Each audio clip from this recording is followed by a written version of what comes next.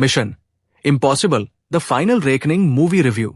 Tom Cruise ने वैश्विक action spectacle franchise को एक ब्लॉकबस्टर फिनाले दिया star cast. Tom Cruise, Hayley Atwell, Ving Rhames, Simon Pegg, Henry Czerny और एंजेला बैसेट। निर्देशक Christopher McQuarrie. Tom Cruise Mission Impossible franchise के 8वें और अंतिम भाग Mission Impossible the Final Reckoning में हमारे प्रिय IMF एजेंट एथन हंट की भूमिका निभाने के लिए पूरी तरह तैयार है।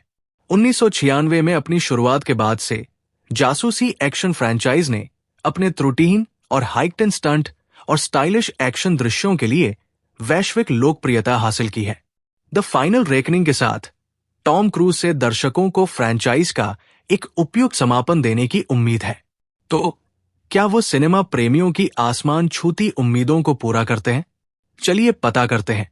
The Final reckoning EMI franchise के पिछले भाग Mission impossible dead reckoning part 1 से जारी है, अधिक सटीक रूप से डेड रेकनिंग के दूसरे भाग से। एथन अब दुनिया को एंटिट नामक एक AI मस्तिष्क से बचाने के लिए एक अनोखे मिशन पर है, जो दुनिया का ईश्वर विरोधी या दुष्ट शासक बनना चाहता है, क्योंकि वह दुनिया भर में झूठ और डीप फेक के साथ सच्चाई को कमजोर कर रहा है और परमाणु राष्ट्रों के बीच लड़ाई को सुनिश्चित कर रहा है। चूंकि एंटिटी ग्रह से मानव जाति का विनाश चाहती है, एथन को इसे एक क्रूसिफॉर्म कुंजी के माध्यम से रोकने की जरूरत है, जो उसे डेड रेकनिंग में मिली थी, और इसे पॉडकोवा डिवाइस पर लागू करें।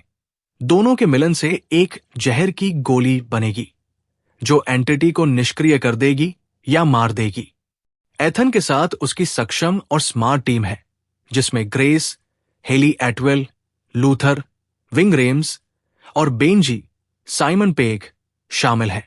जल्द ही उनके साथ पेरिस, पोम क्लेमेंटिएफ और डेगास ग्रेग टार्जन डेविस भी आ जाते हैं।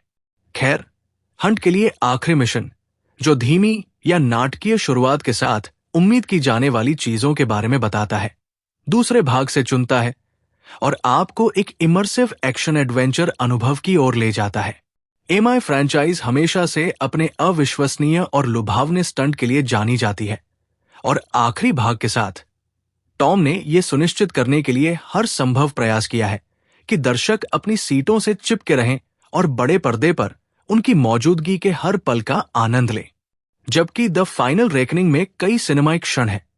2 महत्वपूर्ण दृश्य, एथन द्वारा बर्बाद रूसी पनडुब्बी में डिवाइस को ढूंढना, और क्लाइमैक्स जहां 10,000 फीट की ऊंचाई पर उड़ने वाले 2 विंटेज बाइप्लेन के बीच लड़ाई, SFX के साथ सबसे बड़ी हाईलाइट बन जाती है और प्रभाव को बढ़ाती है।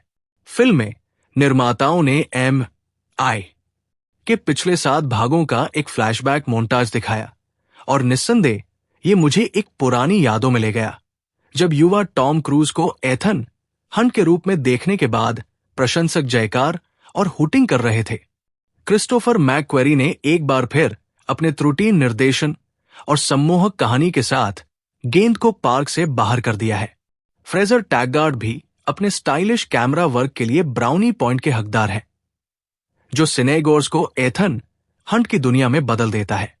प्रदर्शनों की बात करें तो ये टॉम क्रूज का शो है, और हर स्टंट को करने में उनकी कुशलता से लेकर उनकी भावपूर्ण भावनाओं तक, करिश्माई अभिनेता ने अपने आकर्षण से स्क्रीन पर राज किया है।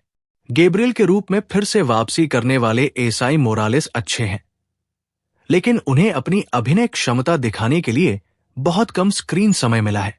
दूसरी ओर Hayley Atwell, Ving Rhames, Simon Pegg, Pom Klementieff और ग्रेग टार्जन डेविस ने अपनी भूमिका को बखूबी निभाया है।